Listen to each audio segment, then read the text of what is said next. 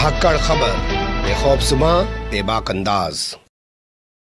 धाकड़ खबर के न्यूज़रूम से मैं आपके साथ हूं अकरम रईस खान। सुप्रीम कोर्ट से फटकार लगने के बाद, जुर्माना लगने के बाद, पिटीशन खारिज होने के बाद भी वसीम रिजवी के हौसले या यूं कहें गुस्ताखियां या यूं कहें बदतमीजियां रुकने का नाम नहीं ले रही हैं। फिर से एक वीडियो लाइव करके वसीम रिजवी ने आगे के लिए अपने इरादे जाहिर कर दिए। तो यहाँ बड़ा सवाल ये पैदा होता है कि क्या वसीम रिजवी के आगे के इरादे हैं, वो आपको बताया जाए। दूसरा, वसीम रिजवी के जो इरादे हैं उन्हें कैसे देखा और समझा जा सकता है, पर मुझे लगता है उससे पहले कल आपको लेके चलना ज़्यादा बेहतर होगा। सुप्रीम कोर्ट में 3 जज साहिबान की बेंच ने, यानी कि जस्टिस RF नरीमन और उनके साथ जस्टिस BR गवई और इसके साथ जस्टिस ऋषिकेश रॉय की बेंच ने फैसला सुनाया कि वसीम रिजवी ने जो अपनी पिटीशन दाखिल कर रखी है वो तुच्छ याचिका है। जी हाँ, वो एक तुच्छ याचिका है और उस पर सुनवाई करने की कोई ज़रूरत नहीं और उसको हम सिरे से खारिज कर देते हैं। साथ ही ऐसी तुच्छ याचिका दाखिल करने पर 50,000 रुपये की पेनल्टी यानी कि जुर्माना भी लगा देते हैं।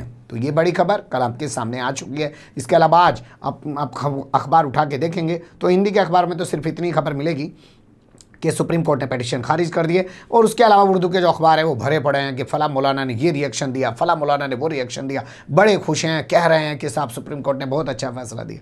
तो सुप्रीम कोर्ट के फैसले का अगर इतना ही इंतज़ार था तो इतना हंगामा क्या मचा पड़ रही थी, इतना क्यों जो है वसीम रिजवी को एक इंटरनेशनल शख्सियत बना के रख दिया गया है। हर जगह पे विरोध, हर जगह पे विरोध। कुछ लोग आजकल पैदा हो गए हैं नए नए यूट्यूबर, कुछ आता जाता होना, पत्रकारिता कहीं से सीख के आए होना, ना ही किसी को कभी गुरु मान के कोई पत्रकारिता की 4 लाइनें कहीं पढ़ी हो, लेकिन उन्हें पता है TRP मिल जाती है भैया, कुछ भी डाल दो यहाँ तो सब कुछ चलता है। वो लोग ज़्यादा ऐसे मुद्दों को रात दिन हवा देते रहते हैं।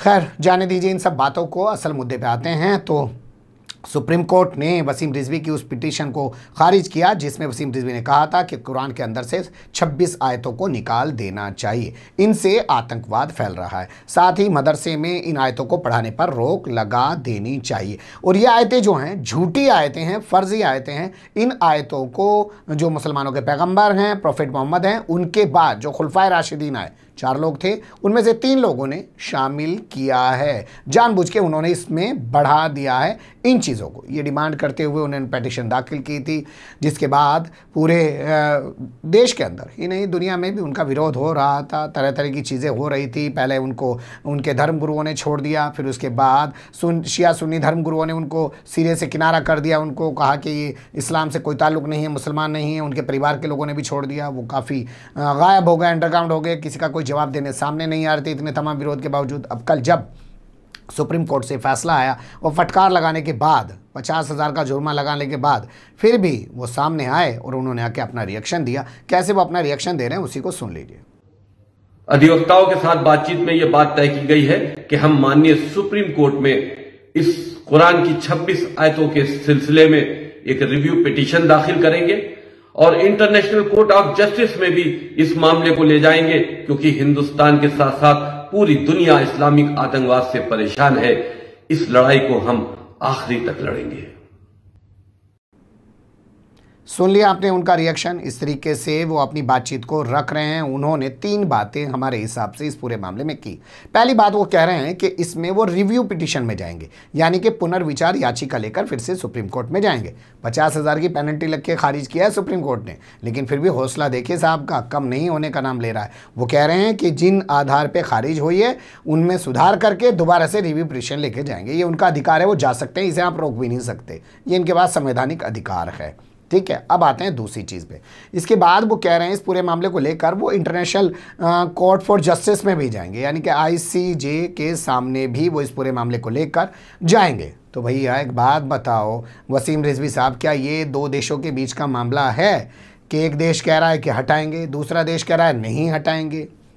कोई ये जादव थोड़ी है कि पाकिस्तान ने पकड़ रखा है, वो कह रहा है कि हमारा एजेंट है और हम कह रहे हैं नहीं जी हमारा नागरिक है, इन्होंने फला जगह से पकड़ लिया और उसको एजेंट बता के अपनी जेल में डाल दिया और उसको जो है वकील भी उपलब्ध नहीं कराने दे रहे हैं। उसको जो एक न्यायिक प्रक्रिया में उसको जो सहूलत मिलनी चाहिए, जो उसका अधिकार है, वो भी देने नहीं दे रहे हैं। तो 2 देशों का मामला था, वो ICJ में चला गया। लेकिन ये कौन सा 2 देशों का मामला है जिसको लेकर ICJ में जाओगे? लेकिन उन्होंने ऐलान कर दिया। लगता है ठीक उसी तरीके का ऐलान है जैसे कुछ लोग भक्त तो दोनों तरफ है ना, इधर भी भक्त हैं उधर भी भक्त हैं। बाबरी मस्जिद का मुकदमा आईसीजे में लेके जाना चाहिए। बाबरी मस्जिद का क्यों भैया? बाबरी मस्जिद का मुकदमा क्या दो देशों के बीच चल रहा था? क्या दो देशों के बीच चल रहा था? कम से कम थोड़ा अपनी अक्ल का भी इस्तेमाल कीजिए। फिर कहूँगा आपसे कि कुछ लोग ऐसे यूट्यूबर पैदा हो गए हैं जैसे खबरें चलाना शुरू कर देते हैं कि देखिए वहाँ पे जिन्नात आ गए हैं, वहाँ बाबरी मस्जिद की ज़मीन पे मंदिर बनाया जा रहा था, जिन्नात ने आके जेसीबी को रोक दिया है। जैसे जिन्नात पिछले साल आपको याद होगा मरकज़ में भी घुसते हुए दिखाई दिए गए थे, सफ़ेद सफ़ेद से बाकायदा वीडियो वायरल किया गया था उस पूरे मामले को लेकर।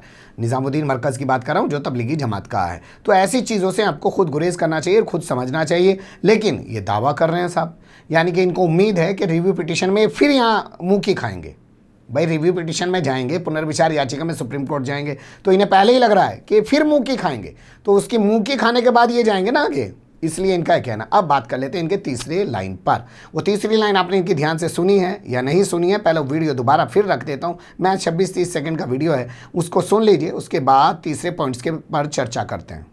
अधिवक्ताओं के साथ बातचीत में यह बात तय की गई है कि हम माननीय सुप्रीम कोर्ट में इस कुरान की 26 आयतों के सिलसिले में एक रिव्यू पिटीशन दाखिल करेंगे और इंटरनेशनल कोर्ट ऑफ जस्टिस में भी इस मामले को ले जाएंगे, क्योंकि हिंदुस्तान के साथ साथ पूरी दुनिया इस्लामिक आतंकवाद से परेशान है।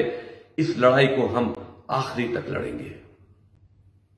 तीसरा मामला कहा इन्होंने इस्लामी आतंकवाद का। साहब ये भी बहुत बड़ी बात कह रहे हैं, कह रहे साहब इन आयतों की वजह से इस्लामी आतंकवाद फैल रहा है। आतंकवाद कह सकते थे, इस्लामी आतंकवाद कह के क्या कहना चाहते हैं वसीम रिजवी, ये शायद उन्होंने अपनी सोच को पूरी तरह जाहिर कर दिया है लोगों के सामने। और आपको अब ज़्यादा सोचने समझने की ज़रूरत नहीं होनी चाहिए। होना ये चाहिए कि शख्स को छोड़ देना चाहिए, इसके हाल पे ये बोलता रहे, जहाँ पड़ा है वहाँ से अपनी तमाम चीज़ें जो भी वायरल कर रहा है वो करता रहे। क्योंकि आज देखिए यूट्यूब हो, फेसबुक हो, पता नहीं इस्लाम को लेके, नबी को लेके, उनकी तमाम शादियों को लेके, तमाम और लोगों को लेके किस किस तरीके की चीज़ें भरी पड़ी हैं, अंबार लगा पड़ा है। तो उसी क्रम में ये भी एक शख्स शामिल हो जाए और जो उसे करना है वो करता रहे। या शायद जो है ये अभी भी अपने आकाओं को खुश करने की कोशिश कर रहा है ताकि उन्हें जवाब दे सके कि मैं अभी हिम्मत नहीं हार रहा हूँ। अब बात कर लेते हैं कुछ और चीज़ पर। ये एक तस्वीर देखिए जो आ रही है कानपुर से। कहा जा रहा है कि यहाँ पे पोस्टर लगा दिया कि गुस्ताख रसूल का एक ही अंजाम, सर कलम कुछ करके ऐसा पोस्टर बना दिया गया है, उसका सर धड़ से जुदा कर दिया जाए, ऐसा कुछ पोस्टर लगाने की बात कही जा रही है। और आरोप लगाया जा रहा है कि ऑल इंडिया मजलिस इत्तेहादुल मुस्लिमीन यानी कि असदुद्दीन ओवैसी की जो पार्टी है, AIMIM, उसके जो नेता हैं उनसे जुड़े हुए लोगों ने पोस्टर कानपुर में लगाया। इस पोस्टर को हटाने के लिए हिंदुत्वा लोग आगे आ गए। लेकिन खबर यहाँ पूरी नहीं है। खबर पूरी इसलिए हो जाती है क्योंकि इसी पोस्टर में जिक्र किया गया है नरसिम्हानंद सरस्वती का, जो गाजियाबाद के डासना गांव में स्थित देवी मंदिर का स्वयंभू महंत है, चुनाव लड़ने का अभिलाषी है। हो सकता है मोदी नगर, ये मुरादनगर, हम पहले ही बता रहे हैं आपको, हम आपको सीट तक का नाम बता रहे हैं क्योंकि यहाँ पे त्यागी वोट है। ये मेरठ का रहने वाला त्यागी है जात से और ये वहीं पे चुनाव लड़ना चाहता है क्योंकि इसे लग रहा है वहाँ पे त्यागी इसको स्वीकार कर लेंगे। ये इस आधार पे अपनी ज़मीन तैयार कर रहा है, तो उसका भी जिक्र इसमें था, उसकी भी सर कलम करने की बात कही गई थी। ये दावा इस पोस्टर के ज़रिए किया जा रहा है। तो पोस्टर लगा किसके खिलाफ? वसीम रिजवी के खिलाफ। हटाने कौन आए? भगवा ब्रिगेड के लोग। लेकिन साथ में ये भी एक सच है कि भगवा ब्रिगेड के लोग सिर्फ वसीम रिजवी के पोस्टर को नहीं हटाना है, उसमें यती नरसिम्हानंद के नाम का भी जिक्र था, वो इसलिए इस पोस्टर को हटाने आए। लेकिन बेहतर होगा कि पुलिस इस मामले में जांच कर पूरी कार्रवाई करने की जो है कष्ट करे, जैसे नीचे लिखते हैं ना प्रार्थी, वैसा टाइप का कष्ट करे और बताए कि आखिर सच्चाई क्या है, सोशल मीडिया में जो खबर फैलाई जा रही है इसकी सत्यता क्या है। लेकिन वसीम रिजवी अभी रुकने वाला नहीं है, या उसने उन लोगों को काम दे दिया जो उसको अभी तक गालियां दे रहे थे कि भैया तुम देते रहो और मेरा नाम चमकाते रहो। बने रहिएगा धाकड़ खबर के साथ। फिलहाल कमेंट्स के रूप में आप लोग अपनी राय दे सकते हैं, खबर को लाइक कर सकते हैं, चैनल को सब्सक्राइब कर सकते हैं और ज़्यादा से ज़्यादा हमारी खबरों को शेयर कर सकते हैं। फिर ऐसे ही किसी सुलगते हुए और उलझते मुद्दे लेकर मैं आपके सामने हूँगा हाजिर। फिलहाल अभी मुझे दें इजाज़त।